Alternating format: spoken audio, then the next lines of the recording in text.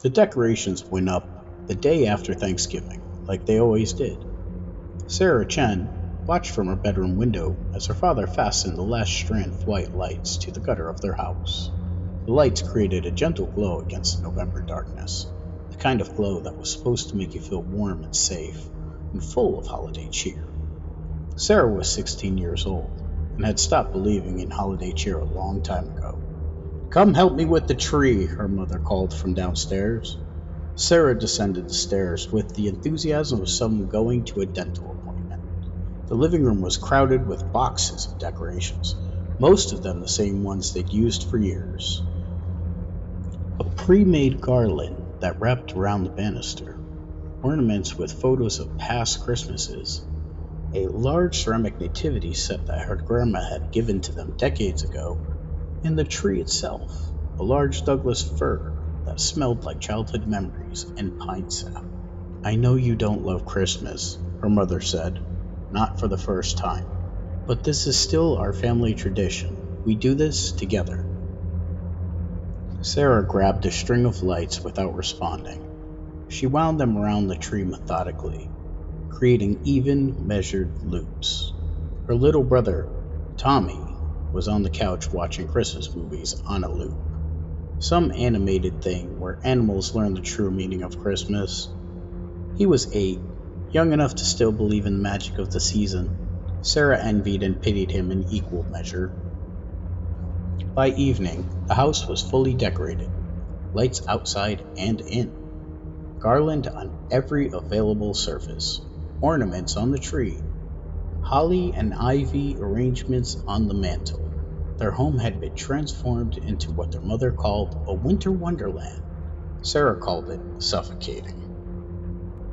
That night, as she lay in bed, Sarah heard something she'd never heard before during a Christmas decorating season. A voice.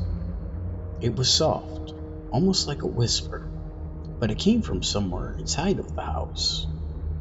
Not from any particular room, but from everywhere and nowhere. It said just one word, repeated over and over. "Welcome, welcome, welcome."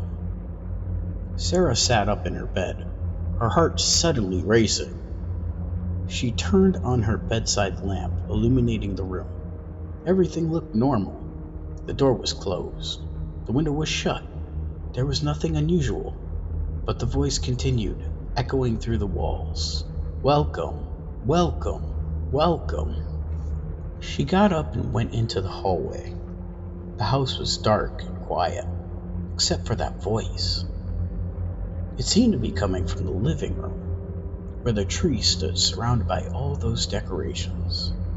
Sarah crept downstairs, peered into the living room. Nothing. The tree was just a tree. The lights were off. The ornaments hung motionless, and yet the voice continued, emanating from somewhere within the room, or perhaps the room itself. Sarah switched on the light, and the voice immediately stopped. She waited in the silent living room for several minutes, but the voice didn't return. Eventually, she went back upstairs and to bed, telling herself it had been a dream, or maybe just the house settling, or wind in the eaves creating strange sounds.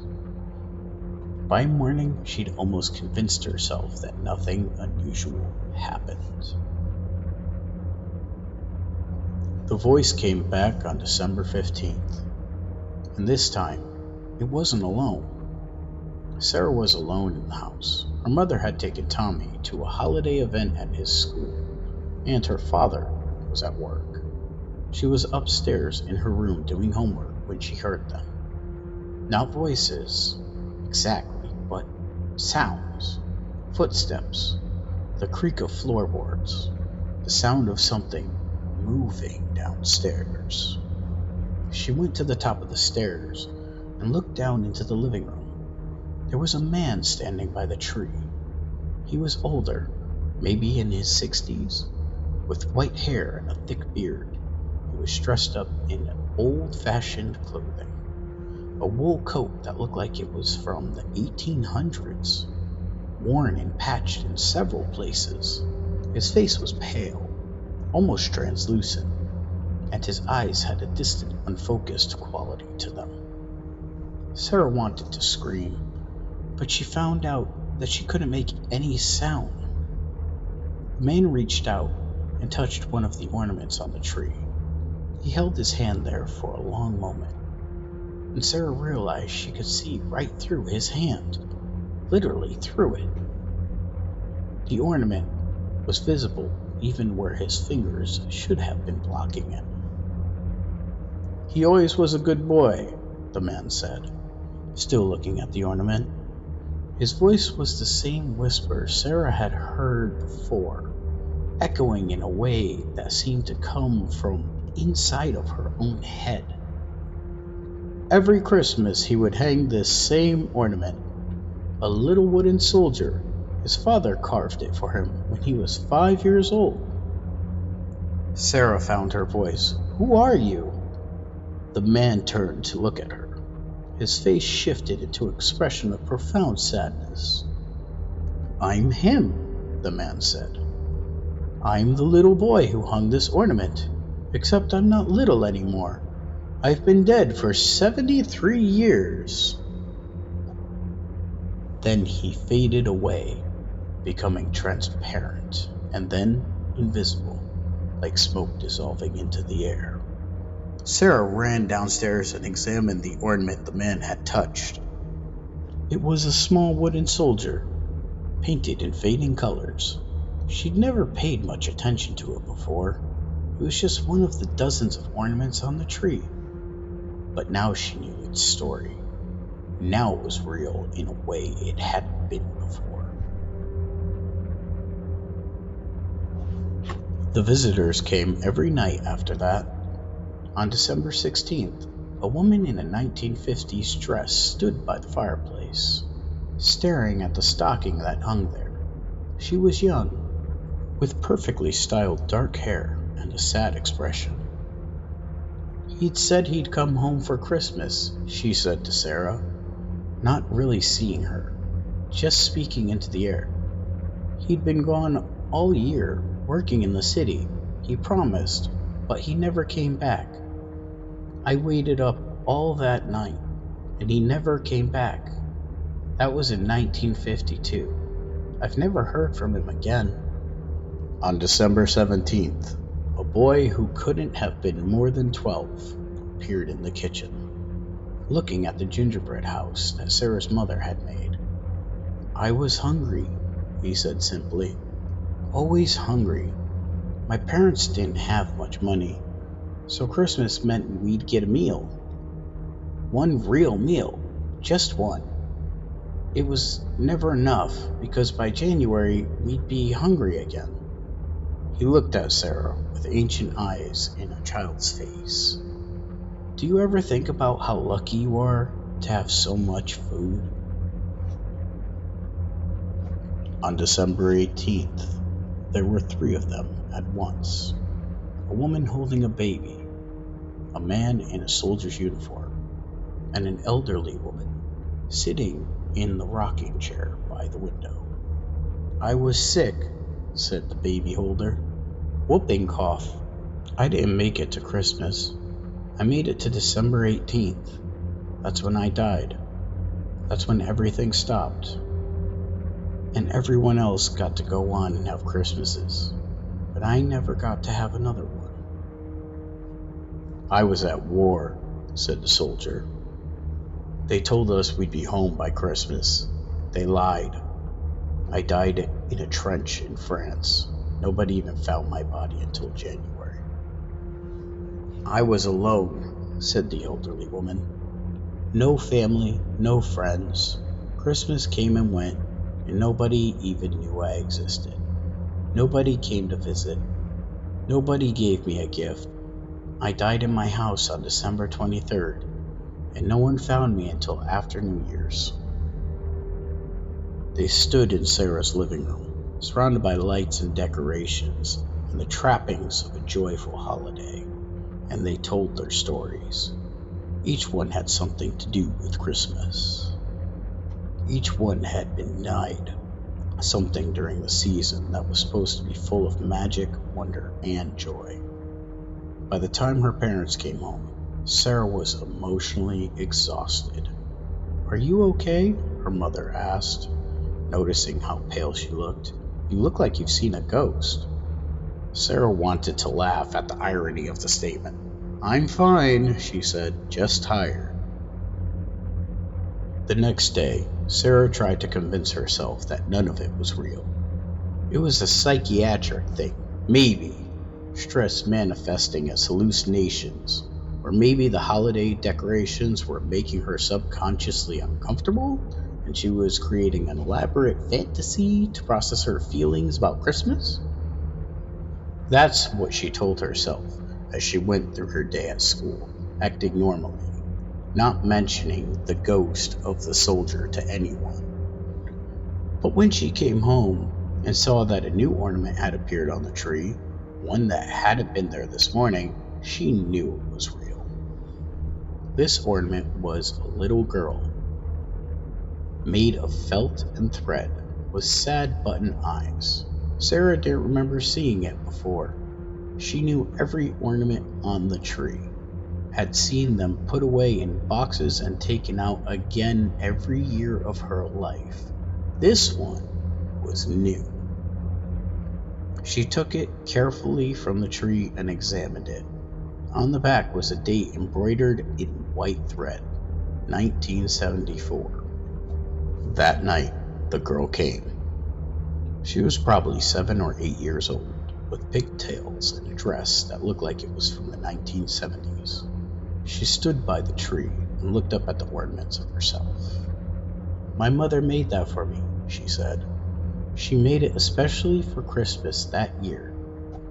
She sewed it herself with her own hands. I wore it as a charm on my backpack the day I was hit by a car.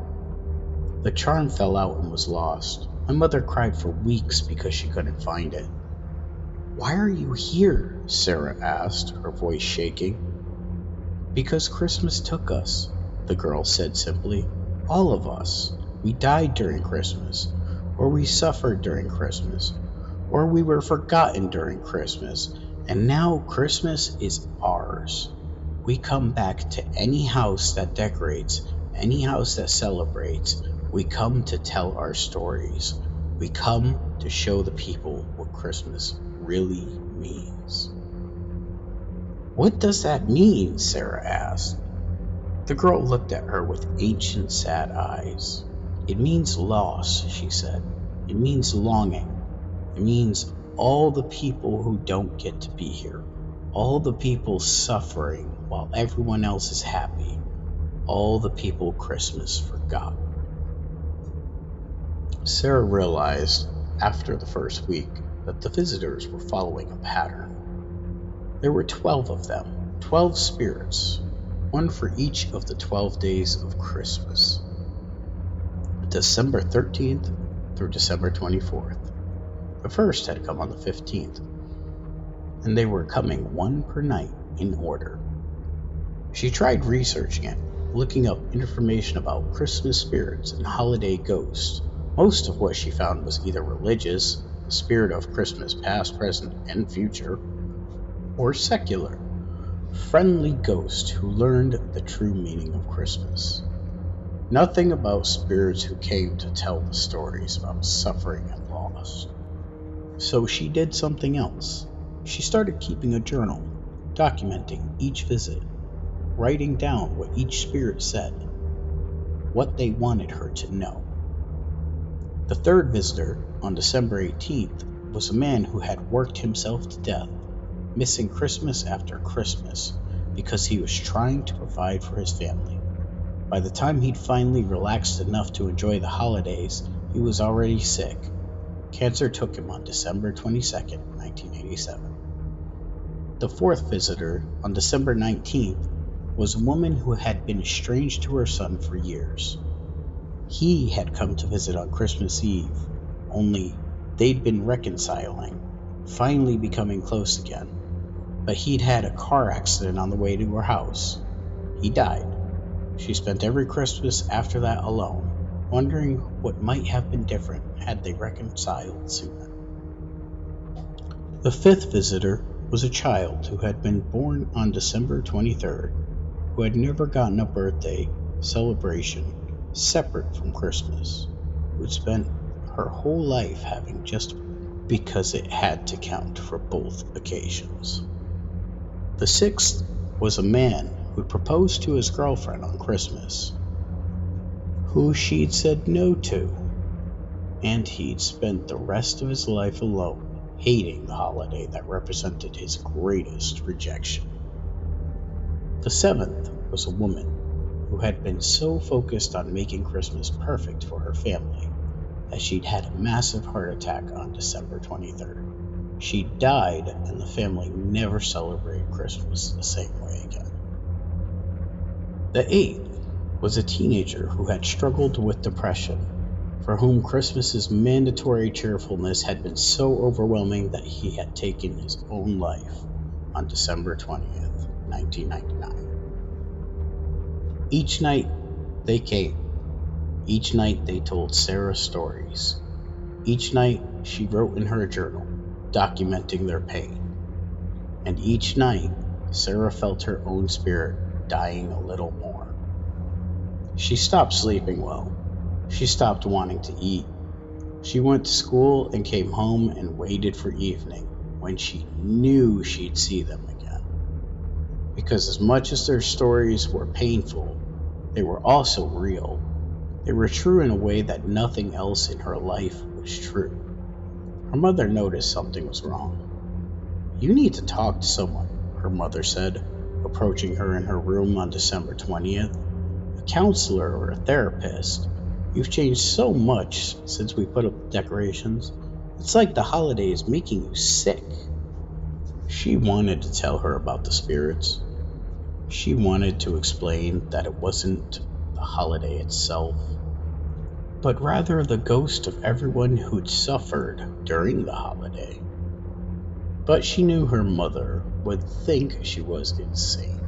She'd probably take her to a doctor. They'd prescribe her medication and tell her that the spirits weren't real. But Sarah knew they were real. "I'll be fine," she said. "I just need some space from the decorations."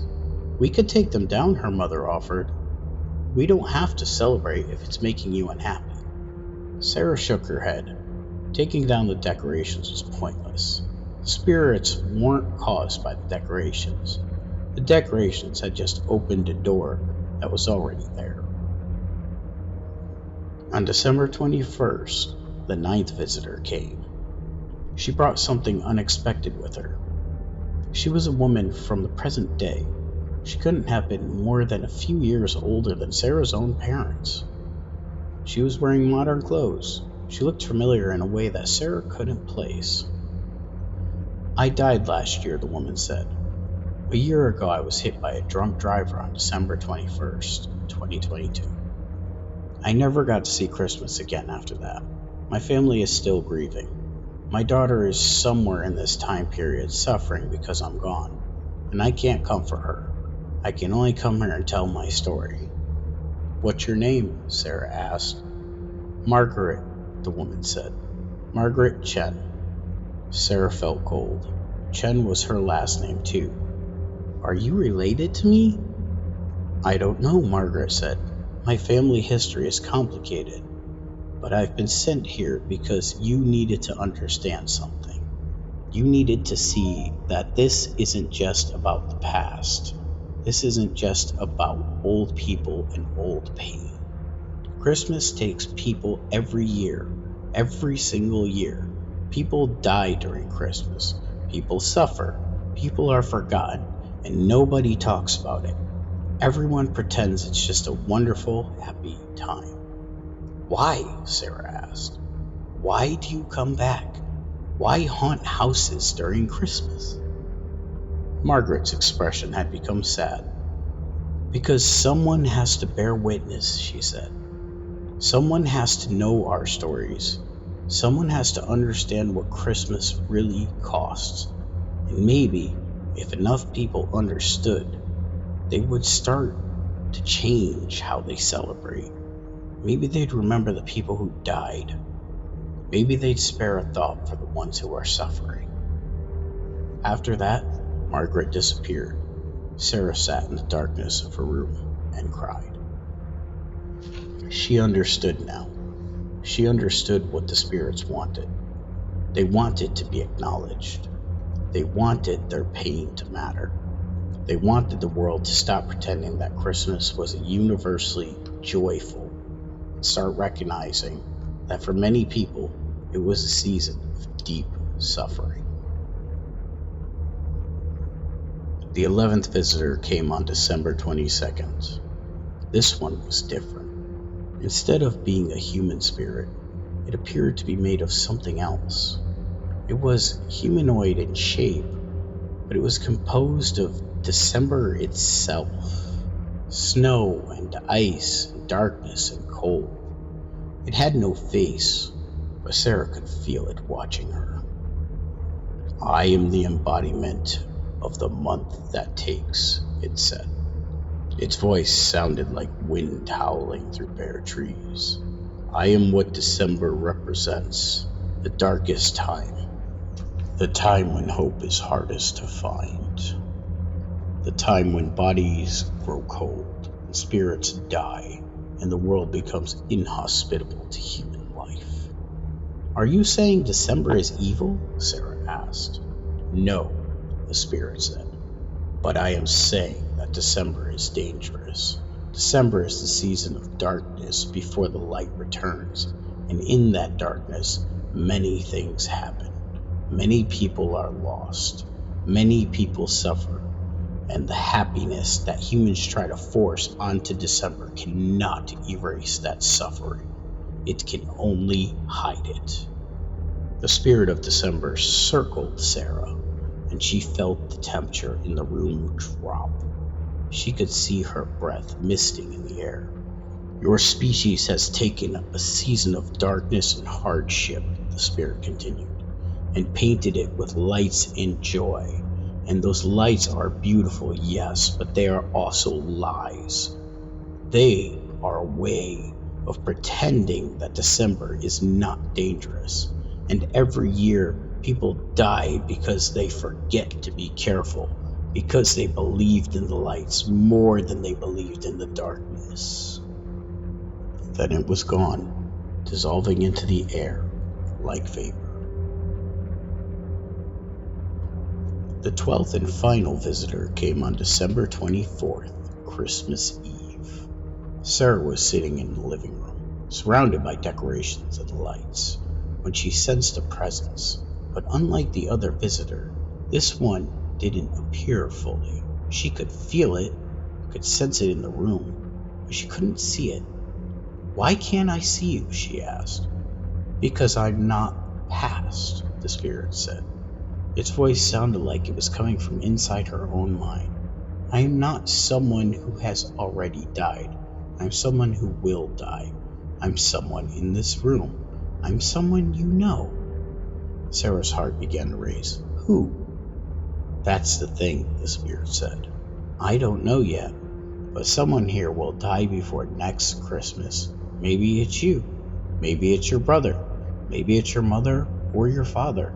One of you is dying, and that death will be tied to Christmas, and you'll spend the next year knowing that you couldn't stop it, knowing that someone you loved suffered and died, and the whole time it was happening, everyone was pretending to be happy. No, Sarah said, that's not fair. Fair? The spirit laughed, and it sounded like ice cracking. December is not fair. Christmas is not fair. Life is not fair. That's what I'm here to tell you. That's what all of us are here to tell you. We're here to shatter the illusion. We're here to make you understand what this season really is. What is it? Sarah whispered. It's a hunter, the 12th spirit said. It hunts for the vulnerable. It hunts for the lonely. It hunts for the suffering, and it takes them, and it wears their joy as a mask. But underneath the mask, December is always dark. Then it was gone, and Sarah was alone in the living room. She sat there for a long time, staring at the tree, at the lights, at the ornaments, each one representing a spirit that had come to visit her. The ornaments seemed to glow with an inner light, pulsing gently like they were breathing. Christmas morning arrived, and for the first time in her life, Sarah found that she didn't care about opening presents. Her family gathered in the living room as they always did. Her mother had made cinnamon rolls for breakfast. Her father put on a playlist of Christmas music. Her little brother was excited about the gifts that supposedly came from Santa. They opened their presents. Sarah received new clothes and a book and a gift card. She thanked her parents appropriately. She watched Tommy unwrap his gifts with genuine joy and felt a deep, aching sadness.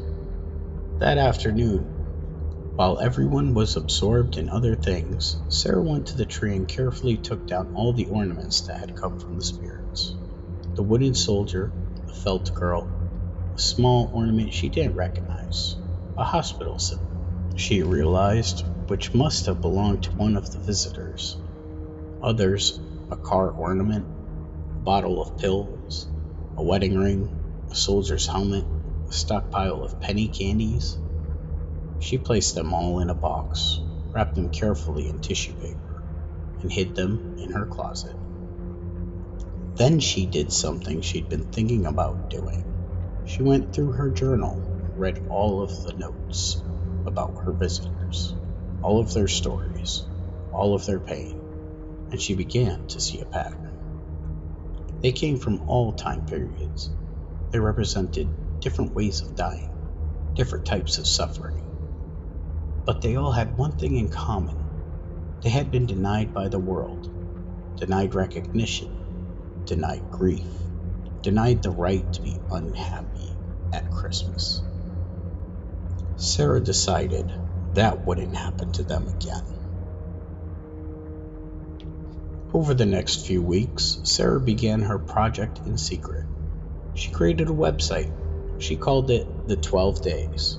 It was dedicated to documenting Christmas deaths and Christmas suffering. She posted the stories the spirits had told her, rewording to protect privacy, but true to the essence of what they'd experienced.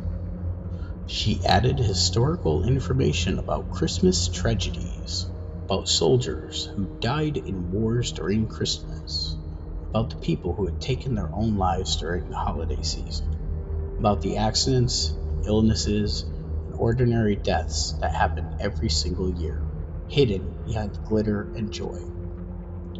The website slowly began to attract visitors, people who had lost loved ones during Christmas, people who had struggled during the holidays, people who had experienced December tragedies and felt like society wouldn't let them grieve because everyone else was supposed to be happy. By New Year's Day, the website had over 5,000 visitors. By the end of January, it had over 50,000. Sarah's parents didn't understand at first. "Why are you spending so much time on this?" her mother asked. "It's depressing. It's like you're trying to make the holidays dark." "Someone has to," Sarah said. "Everyone else is pretending that Christmas is this wonderful, magical time. But for a lot of people, it's not. For a lot of people, it's traumatic. And nobody talks about that. Nobody acknowledges it. Everyone just keeps pretending." "But what good does dwelling onto darkness do?" her father asked. "It helps people feel less lonely," Sarah said. "When you lose someone at Christmas, you feel like you're the only one. You feel like you're the only person not happy, but you're not. Thousands of people die during Christmas every year. Thousands of people suffer. When they read my website and see their stories reflected back at them, they stop feeling so alone." Her parents exchanged a look, the way parents do when they're concerned but don't want to push. "This is good work," her mother said finally. "I'm proud of you for trying to help people. I just don't want you to lose sight of the good things about Christmas too." There are good things? Sarah asked, not quite believing it. Yes, her mother said firmly. There are, and I think maybe you forgot that while you were focusing so much on the hard things. Sarah thought about that. Tommy came into her room in February. Are you still sad about Christmas? He asked, in the way only an 8-year-old asks deeply personal questions. Not sad, Sarah said, just aware. Of what? That Christmas is complicated, Sarah said. That it's good for some people and bad for others. That some people are happy, some people are sad. And both of those things can be true at the same time. Tommy considered this. That's really confusing, he concluded. Yeah, Sarah agreed. It is. Well, Tommy said, I'm still going to like Christmas, but I think I'll think about the sad people too. Sarah hugged her little brother. For the first time since December, she felt something like peace. As Christmas approached that next year, Sarah felt spirits stirring. She knew they would come again. The spirits had made their purpose clear, that they would come every year on the 12 days of Christmas to tell their stories, to remind people that December is a month of darkness and danger and loss. But this year, Sarah was ready. She had spent months documenting more stories. She'd interviewed people about their Christmas tragedies. She'd compiled statistics about the holiday deaths and holiday suffering. She'd created a network of people who understood that Christmas was not universally joyful. When the first spirit appeared on December 15th, Sarah didn't react with fear. She welcomed it. She listened to its story carefully and added it to her growing documentation. The second spirit came on December 16th, then the third on December 17th, one every night through the 12 days. But this time, Sarah did something different. This time, she used the spirit's visits as motivation. Each story she heard, she turned into a resource for her website. She created articles about preventing holiday depression. She created a section for people to share their own stories of Christmas loss. She created a memorial to all the people who had died during the 12 days of Christmas. By Christmas Eve, when the final spirit came, the one who told her that someone would die before the next Christmas, Sarah didn't break down. Instead, she asked it just one question. Can I prevent it? Can I save the person who's going to die? The spirit was silent for a long moment. Maybe, it said finally. If you are vigilant, if you are aware, if you don't let yourself be fooled by the lights and the joy, if you remember that December is dangerous. If you help people stay safe and take care of themselves and each other, then maybe you can prevent some of the deaths. Not all of them. December will always take some people, but some deaths can be prevented. Then that's what I'll do, Sarah said. I'll use what you've shown me. I'll use these stories. I'll help people survive December. The spirit seemed to smile, though Sarah couldn't quite see its face. Good, it said. Then our visits have served their purpose. Sarah was now 23 years old, and the 12 Days was a recognized organization. What had started as a website had grown into a legitimate nonprofit. They provided crisis counseling during the holiday season. They organized support groups for people who had experienced Christmas losses.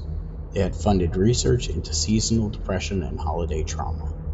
They created educational materials about how to fully recognize signs of Christmas-related distress in yourself and others. Sarah worked full-time as a director. She deferred to college to focus on the organization, though she attended evening classes to earn her degree in psychology. Every Christmas, she still experienced the visits from the spirits. They came on the 12 days, one each night, and told their stories. But now, instead of feeling haunted by them, Sarah felt honored, like she was doing work that they had asked her to do. The spirits never told her who was going to die before the next Christmas. The first year after they'd warned her, a car accident had claimed the life of one of her neighbors. Someone Sarah didn't know well, but she'd worked with the family, helping them process their grief, making sure they didn't feel alone in their suffering. That had become her life's work, acknowledging the darkness, honoring the loss, making sure that the people who suffered during Christmas knew that their suffering mattered and was recognized. On Christmas Eve of the 7th year, Sarah sat in her office and received a visit, not from a new spirit, but from one she'd met before, the woman named Margaret, who had died 7 years ago in a car accident. "I wanted to come thank you," Margaret said, "for what you've done. My daughter is now one of your support group counselors. She's helping other people who have lost parents. She turned her grief into purpose, just like you have. Because you showed her that her mother's death mattered, that it was worthy of recognition." Sarah felt tears in her eyes. "I'm glad," she said. "The spirits will keep coming," Margaret said. "Every year on the 12 days of Christmas, there will always be stories to tell. There will always be pain to acknowledge. But because of your work, that pain is no longer invisible. And that's a kind of healing." And then Margaret faded away. Sarah was alone in her office. But she wasn't alone. She never would be alone again. She was connected to the thousands of people who had experienced their own Christmas tragedies. She was connected to the spirits who came every year to tell their stories. She was connected to the larger truth about what the holiday season really was. It was beautiful and terrible. It was joyful and heartbreaking. It was a time of lights and also a time of deep darkness. And acknowledging both of these truths was what made it possible to survive. As Sarah turned off the lights in her office and headed home to spend Christmas with her family, she realized something. The spirits had never been haunting her. They had been teaching her. And through her work, she was teaching the world the same lesson, that December matters, that loss matters, that every person who suffered during Christmas mattered, and that acknowledging that suffering was the first step toward healing. The 12 spirits would come again next year, just like they came every year. But Sarah would be ready. She would listen to their stories, and she would make sure that their stories were heard.